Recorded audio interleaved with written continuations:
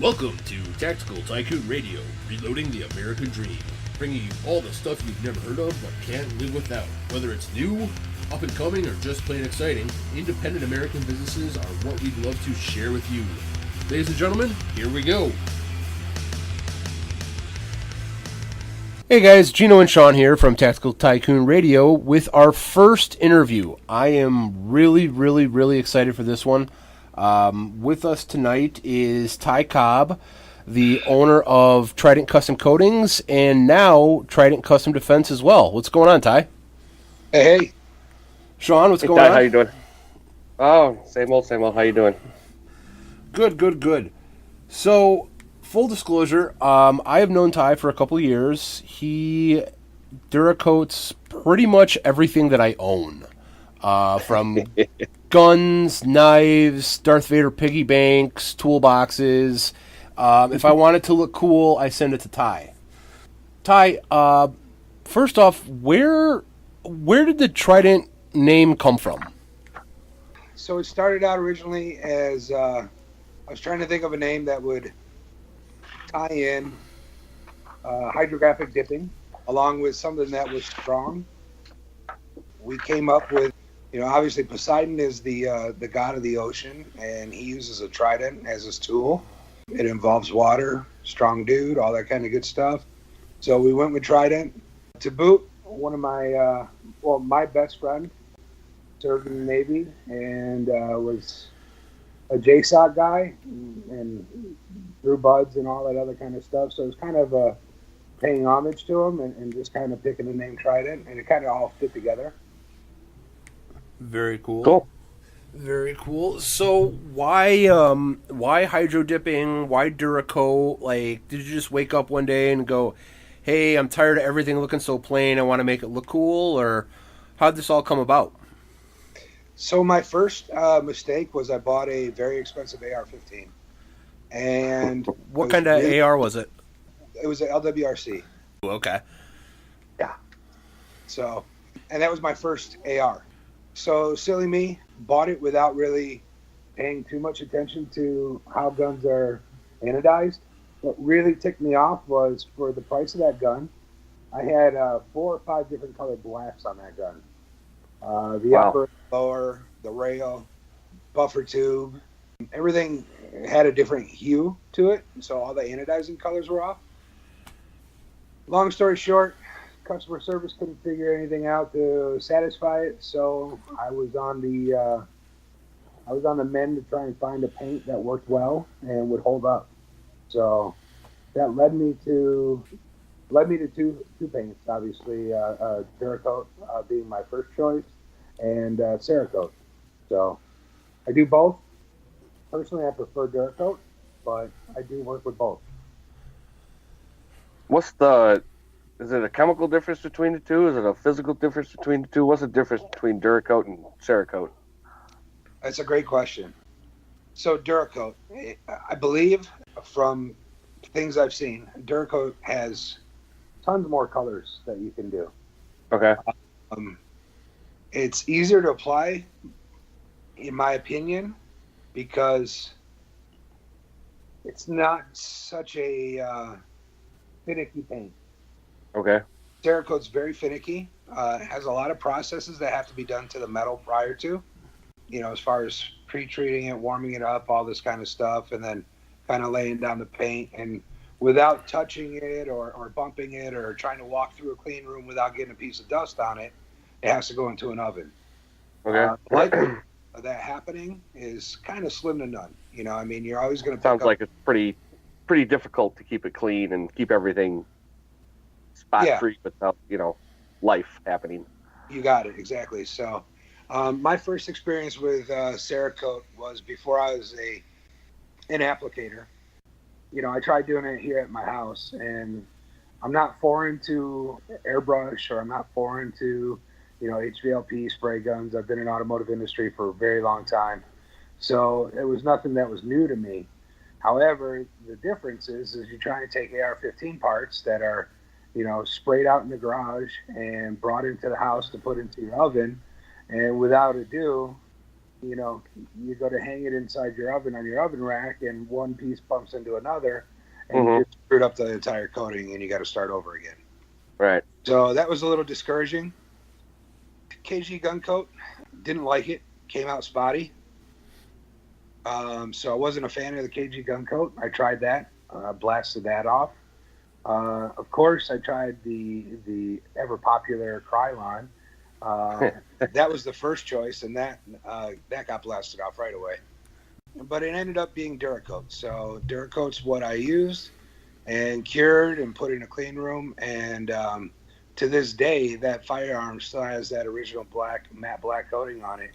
And it's cool because all the pieces match. And it's been put through hell and back, and like very minor wear marks anywhere. So there's people out there that are like, oh, Cerakote's stronger. Oh, Duracoat's stronger. I don't think either of them are technically stronger in the abuses that a normal person is going to put their firearm through. Right. So with that being the case, I've been really pleased with Duracoat, and a great customer support base and all that kind of stuff. And if you ask for my preference, I prefer Duracoat. Okay, cool. So, if you guys haven't gone to the Trident Custom Coatings website or gone onto their Instagram page and looked at some of their stuff, I'm on there right now. There's some sexy on here right now. The camouflage patterns, the battle worn, the American flags, the themed guns. There's things that he's painted that I never even thought that theme would come out. Is there anything that you've done for a customer or for yourself that just kind of blew you away when they asked you to do it, or the way that it came out? I would have to say, the A-10 bomber or the A-10 Warhog themed guns I've done. I kind of started doing that a long time ago, and kind of got more and more popular. People were like, hey, I want that on this, or I want this on on this pistol. And so having to try and take something that I mocked up on a 1919 machine gun, and then, slimming that down to fit onto a CZ Checkmate, or putting it onto a 1911, or, just these smaller framed firearms, and then have requests to do them on shotguns. So people are like, hey, I want my shotgun done. I want this done. And then lo and behold, Spikes or Sharp Brothers came out with the Hellbreaker, and that was a real popular lower. Everybody wanted to get that done up. So it kind of all fell in line. And I guess I just take it to a different level because I do like little hand rivets on there. And, I try to make all the seams of the, airplane panels kind of pop and give it some age and stuff. So try to make it as realistic as an A-10 as you can out of a gun, I guess is the best way of saying that. So those have been cool. Some of the better ones that I like the way they turn out. Awesome. So, looking forward into the future, I know you have another project going on in Trident Defense. Do you want to tell us a little bit about that? Yeah, so it's a new company we've started. We kind of laid down the framework for it about a year ago, and we've been kind of getting things in order, getting things ready to rock and roll. And it's a company where what we've started with so far is doing custom Glocks. And going forward, we got drawings to do the M&P lineup. We have drawings for 1911 stuff that we'll be doing. The new CZP-10 we'll be working on. But basically what we're doing is on the Glock setup, we are modifying the grip or the frame itself. Nothing's revolutionary. Nothing's completely different than other companies out there. We have our own stippling that I think a lot of people perceive and recognize to be different, and they kind of enjoy the texture of it. I've modified the Glock frame to kind of resemble that more of a 1911, so you don't have that wrist breakover. We've also we increased the cutout underneath your trigger guard, so we're increasing or decreasing the distance to, bore axis of the firearm, which is, from presentation or like a high compressed ready, the gun just presents so much better and straighter without having to fight to find that front sight. A lot of cool things that we do with the frame itself. Then we've also came out with,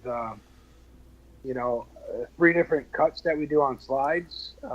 Each one's been tiredly researched to the point where we made sure that it was completely strong and completely functional. So we didn't want something that just like putting lipstick on a pig. If somebody was going to send us a Glock slide, we wanted it to actually perform better when they got it back than when they sent it to us. That's awesome. Because it seems you see so many of the new Glocks coming out. They've kind of become the AR-15 from a couple of years ago, where they're just like a blank canvas for everyone to do. And some of the companies out there doing slide cuts makes me a little nervous because they're taking a lot of material off of the slides. And so when you go, we made sure it's going to be, incredibly strong, like that's really reassuring to hear, because, I mean, you see some of these pictures and it looks like these slides are pretty much just Swiss cheese when they come back. Yeah. Yeah, we actually got a pretty cool video we're going to be doing here soon. I have a Chevy 2500 HD, and we're going to be driving over a couple of those slides with my truck. So that's awesome. To show some durability there. So that's awesome. Now, you had the truck before, right? It wasn't like, hey, we need something really heavy to drive over this thing. Let's go out and get a truck. Yeah, no, I've had my truck for years. It's my mini monster truck. So there you go. What inspired you to start taking slides and frames and start messing with those? I think it was Zev was the first company I saw did this, probably 4 or 5 years back, and I said, wow, that looks really cool. I had the opportunity to shoot one, and I was kind of not impressed, to be honest. I felt bad for the dude who spent all the money on the gun, because he bought a Glock, call it $550, all right, and by the time he was all said and done, he had about another almost $2,000 wrapped up into this Glock, So wow. all said and done, he's got a $2,500 gun. It didn't feel like a $2,500 gun. So I'm a big, huge person or an advocate, I should say, that believes in value. So if you're going to spend $2,500, I mean, you better get every single ounce of $2,500 out of that gun. So, exactly. Yeah, that's a lot. That's a lot of money to be putting into a pistol on the aftermarket and not have it be as good as you think it should be. Absolutely. Yeah, absolutely. And that was kind of the bug that got me started. So, I've built race cars, throughout life and all this kind of stuff. So, if somebody said, hey, I got $10,000 wrapped up into this motor and it's still putting out 500 horse, somebody did something wrong somewhere. Okay. So it kind of goes along the same lines as building a race car. And, one of the things I had to remember the entire time is, you could make it look as fancy as you want, but if it doesn't function better than what that dollar is worth, nobody's going to buy your shit. So, right. I have probably 1,300 hours just in R&D on the slides by themselves, playing around with spring weights, playing around with, material, cut this, don't cut that, et cetera, et cetera. So, it's not easy when you take weight out of a moving object that was designed to, help the function of the gun. You're taking out weight out of that. So now you got to compensate to, make sure it's not going too fast, make sure it's not going too slow, make sure that it's strong enough, make sure it's venting gases the way it's designed, it's supposed to. And ultimately, when you think of a handgun, you want something that works for you. You want something that is low recoil, accurate, and comfortable to shoot. So when you take a Glock is all that. A factory Glock, most people out of the box can rock a factory Glock and have no problems whatsoever. Um, However, you get a 1911, and you can get a $500 1911, but it's not going to act like or shoot as well as a $2,200 1911.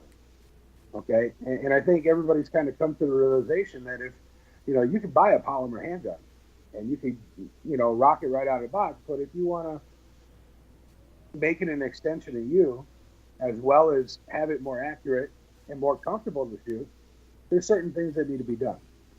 And we've touched on every single piece of that in order to make the firearms that we're making now. Cool. Awesome. So, do you have a timeline for the M&Ps, the 1911s, the P10s that you were talking about? Yeah, everything's coming up this coming year. So, we got the Glock headaches and hiccups out of the way. We got our 5-axis CNC installed in the shop. That is nice. We're building fixtures for that every day just to increase our productivity. We have, we're making our own Glock triggers. We're making our mag welds. We're doing Glock slides. We're doing cover plates.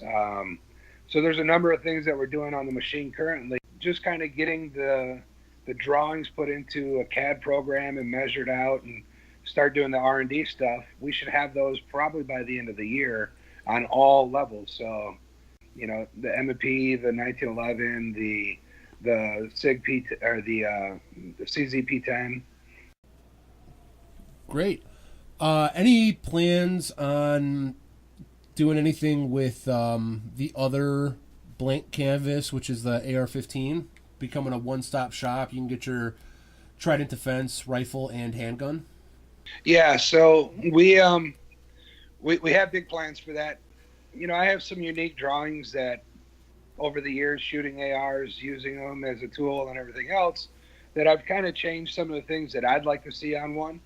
Now that we have a CNC and the availability to kind of mix some things up a little bit, I have some pretty cool things coming, out of my head on the paper, but trying to get that in the real life situation is, somewhat costly because we're, designing it all the time that it goes into making a CAD program and then being able to cut it. We could do your standard, mil spec 80s and all that kind of stuff. And, we could cut our uppers and do all that. But I think billet is the answer. I think the masses like to see a lot of good, nice billet projects. But the thing that I'm struggling with is trying to do billet at an affordable price. Yep. And I think that would be more received than just coming out with something billet that looks cool and functions. Because we all know a billet upper and lower, usually going to set you back around $400. At least. So if we could come into the game and keep it around the 300 mark, drop 100 off of that and still have quality and function and good aesthetics and all that kind of stuff, I think we'd be in the ball game where we'd go forward with doing AR stuff. I'd buy one. Thanks. Awesome. So the other thing I heard, and it's public now, so I'm sure we could say something. I hear you're going to start selling guns out at the shop now. Yeah, so going forward with the Trident defense stuff, obviously we make quite a bit of Glocks, so we didn't want to have to set the business back at all and not be able to retail firearms. Doing everything online is cool, but being able to sell them if somebody wants to come to your store, and kind of check it out and be like, hey, what's this? Or can I hold that? And then at the end of it all, if they want to go buy it and you say, sorry, I can't sell it to you, it's kind of a shitty deal. So, right. So yeah, we worked with the village. We worked with everybody. We wanted to make sure we weren't stepping on anybody's toes. So, we talked to the guys at GAT and so we came up with a plan to go ahead and sell our firearms and kind of do some high-end stuff, something that you're not going to find at your typical gun store. You're not going to go in local shops around here and find this badass Cerakoted or Duracoated rifle that is like something you've seen in the magazines. And you're like, there it is. That's the one I want. Right. So, that's cool. More of a boutique. I'll definitely shop. be stopping by. All right, Ty. So where can people reach you? Well, we have the websites up and running for Trident Defense, and that one's a real easy one. That's www.tridentdefense.us. If it's something where you just want to reach out and talk to someone, you could always call the shop. The number's on the website. Otherwise, you could stop in. We're local. We're in East Dundee, Illinois, and you could stop in and see me. I'm there pretty much 5 days a week, 10 hours a day. I try to enjoy my family as much as I can on the weekend, so I do weekends by appointment only. So if it's something like that, you can always reach out to me and we can work something out, and I can meet you down at the shop. Cool. All right, sounds good. Thanks for joining us on Tactical Tycoon Radio. Trust me, guys, it's gotten to the point with Ty where I'm bringing all of my stuff in, and I trust him enough just to go, hey, make this look cool. And he always does. All right, guys, so we just talked to Ty Cobb, the owner of Trident Custom Coatings and Trident Defense. What'd you think, Sean? Ty's got some stuff going on, and I've seen some of his Glocks, and they are freaking amazing, and I hate Glock. Yeah, I mean, he does just some absolutely off-the-chain stuff. I got into firearms coatings when I would go to rifle classes or pistol classes, and when the range goes cold, everybody leans their guns up against the wall of the range, and it's black AR, black AR, black AR. Oh, wait, black AR. Like, is that one mine? I don't know. Mine's got a flashlight. Oh, mine's got a flashlight on it too. Is that mine? Okay, cool. I don't know. I've gotten to the point in my life where I don't want my stuff to look the same. Right. You know, I'm not saying that everything has to be super crazy, you know, and hardcore graphics and whatnot, but I do like my stuff to look a little bit different and a little bit more personalized, and Ty just makes that happen. He makes it happen in a fantastic way. And his prices are reasonable. Yeah, you know, you're not going to break the bank to make it your gun more your gun. I really love the fact that in the interview he said that Trident Custom Coatings came out of the fact that he got a rifle with 3 or 4 different shades of black on it, and when he went to their customer service department, they just couldn't make it right. So he was like, hey, you know what? I'm just going to do this myself. I mean, that's exactly what we're going for with the podcast here. Right. And you're going to get that. You're going to get those different shades if you're one of those guys that builds an AR from a lower and an upper and puts it all together. I wouldn't want to call that a build. It's more of an assembly. Yeah, if you've got 16 manufacturers, you know, even if it's all black, there's going to be some variation. I just really love the fact that Ty wasn't willing to settle for that, right, and he wanted to address that. And I think he's gone and he's totally taken it to a whole new level. I think he's definitely one of the top guys around here, and he very well could be one of the top guys, upcoming guys in the next few years at SHOT Show. I know he had a bunch of stuff in different booths at SHOT Show, so you know he's coming up in the business, and he's doing a fantastic job. Another thing to keep an eye on is the Trident Defense line. He's already got plans to go past the Glocks. Yes. Everybody does Glocks. They're quickly becoming the new generation blank canvas AR-15. Everybody makes parts for him. Everybody does something to him. When he said he wanted to start doing Smith & Wessons and 1911s and the CZ, the PD10 or the P10, I was like, wow. He's not just, staying with Glocks. Yeah, it's not just going to be a one-trick thing. It's good to see people like that can not only start with everything, the common denominator of the Glock and the AR-15, but then expand their horizons into the Smith & Wesson, and like he's doing the CZs and Taiju Springfield. Expand their horizons into new and more whatever stuff is out there, not just be a Glock guy. When it comes to firearms, because I'm so into them and I have been for so long, it starts to almost take on an art form. Right.